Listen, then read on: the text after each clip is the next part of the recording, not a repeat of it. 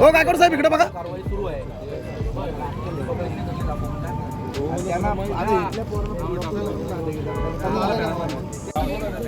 हो एक मिनिट साहेब थांबा.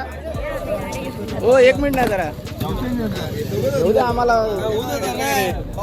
आज होणार केस कर्जत मध्ये नाही घाणच बंद करायची नाही. ही केस आहे ना ही कर्जत मध्ये घाणच काढून टाकायची डायरेक्ट.